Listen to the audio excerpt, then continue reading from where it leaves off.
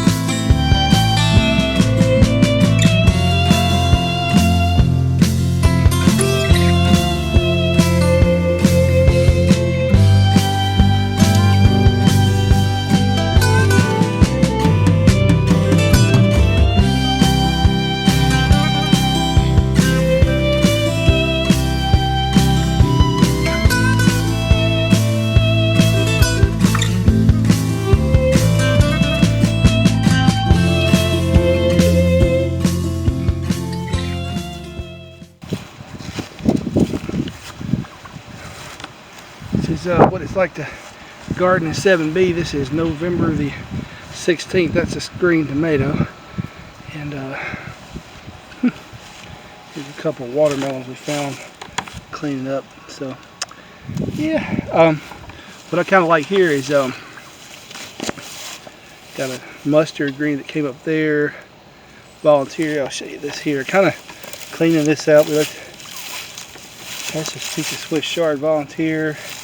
Some sage in there. There's another mustard and some collards that kind of volunteered. So what I want to do with those, I like to let those come on up because they're kind of resilient in the fact that they just kind of seeded themselves, kind of rooted and took off. So that's good. That's what I want to keep, that kind of genetics going. But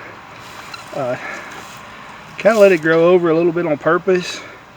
And then I'm taking the, like here, this dead plant material, cleaning this out. I'm gonna bury this, cover this in a good layer of rabbit manure, maybe some leaf mulch. We'll see, and just kind of let that break down, get that ready for spring planting, rejuvenate the soil here. But just taking an electric weed eater and just kind of going over the top of it. Bermuda grass kind of grew over, so it makes kind of a straw covering. Helps to we'll get this guy out of here because cats, well, not like cats like to poop in your garden. If they see you digging, they'll be all up in it. So, but yeah, so we're just kind of preparing here. I'm gonna clean out around some of this with the scissors, a pair of scissors, and kind of clean up close to them. And then I got some collards. We weren't successful in saving the mustard seed this year. First time I've tried to save mustard seed, but we were very successful in reproducing collard greens. So I'm going to try to plant these, get these in the soil today, and get us a good collard green patch going on. And here in this zone, warm as it is, I can get this garden can be pretty green over the winter. Matter of fact, oddly enough, it's interesting to be able to come out in December and cut a fresh greens for a salad that's cold and clean. They're not very buggy because the winter kills off a lot of the bugs. So, but what I've been doing, when I did these raised kind of raised bed system here, I was originally going to put weed barrier and gravel and stuff down, but I think as I've kind of read and researched on it, I think maybe allowing some of this vegetation to grow alongside in the soil may be good. A lot of times plants kind of produce chemicals and nutrients that complement one another. You hear some of that, some of this, you know, three sisters and this and that and another thing. But I just got this gut feeling that this growth and dieback in these beds is helping to restore the soil in some kind of way. So that's the experiment here. Strawberries I had in the pot.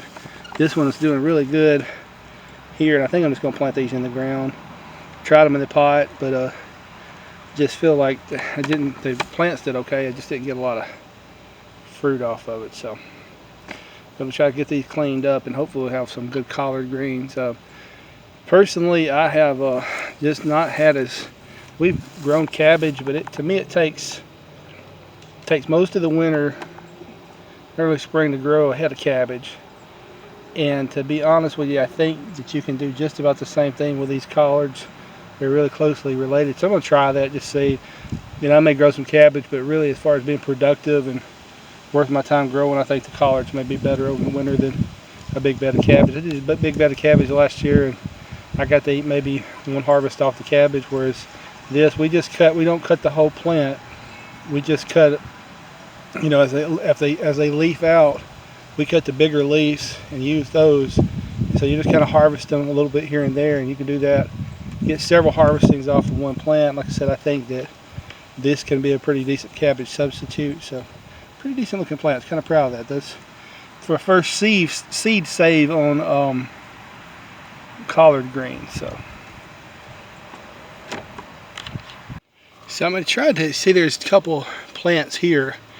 I'm going to try to remove them and gently separate the roots, because I think I can get a plant from each planting here. I did that over the summer and was able to thin them out like that and spread them out. So we're going to give it a try, see how that works. So I'm going to try to get both of these at least, see how many collard greens I can just get. I'm just going to focus, I think, a lot on collard greens this winter. Just see how that works for me. So let's get busy.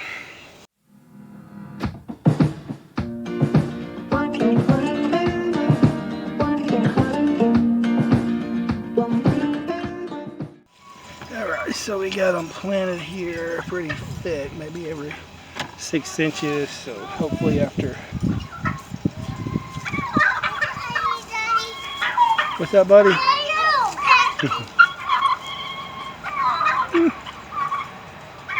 All right, so every 6 inches here, we'll see how they grow out. This spot gets a lot of good sun in the this time of year, from right about in there in the afternoon all the way back. So they usually do pretty good. So got that done. Went ahead and took and put these strawberries out of these pots, and it's gonna set them in the garden and let them grow out over the winter. May just keep them here. They didn't do that well in a. Going in. Let's walk around, look at some stuff. Hey, Bo. Silly boy. Hello, guys. Hey, guys. How you doing? Yeah. How's it going for you guys? You guys are doing some good work in this garden spot. You're ready to plant again in the winter, so spring, I mean. And look at that, but those bacon seeds there. They're gonna be nice. Come when they grow out, we'll have bacon from the meat, pork from the garden spot over the winter. It's fall to spring, spring to fall. We're growing stuff here. It's working out. Rabbit tree.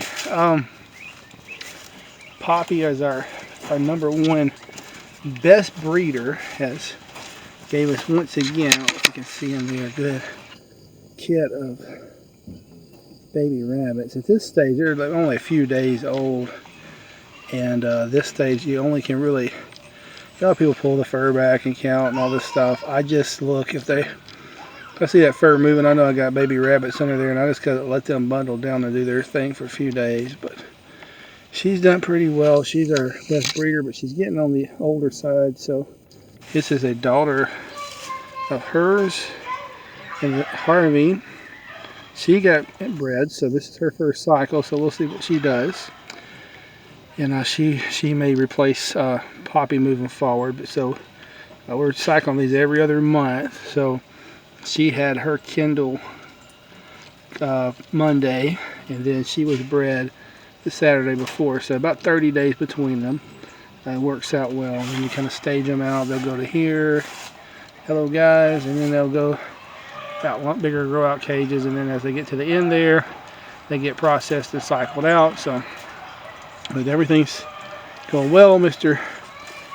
Blackjack here has done his job fairly well. So, yep. So hopefully, we're gonna really start trying to look into, upgrading our breeding program.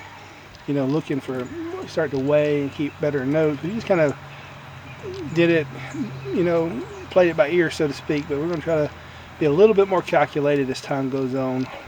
See if we can just help what we can produce here. But got a full house. It's time to produce some good old-fashioned rabbit dumplings, y'all. That stuff's good for the holidays. Rabbit dumplings, rabbit dressing, that stuff. This rabbit meat will just about work and will work in anything that you would put chicken in. It just guarantee you, it's very difficult to tell the difference. But very lean meat produced right here, grown out with about 80% of their food, if not more, coming from just grass that grew in the yard. So there you go.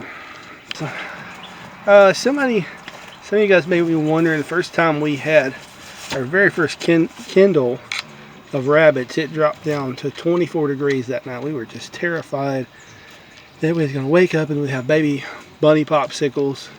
But the truth of the matter is they survive quite well. It's in the 20s right now. They will burrow down in that hay. Their mutual body heat keeps them warm. Mama's fur, if you can see that on top there, big old thick layer of fur on top, creates a pretty cool insulation. They're kind of like a little rabbit cooler there, and they'll be fine. 24 degrees. I don't know about lower. I've heard people say that they kept rabbits in lower temperatures, even all the way up into places like Canada, Alaska. But I can tell you that here at 24 degrees, they're pretty fine here.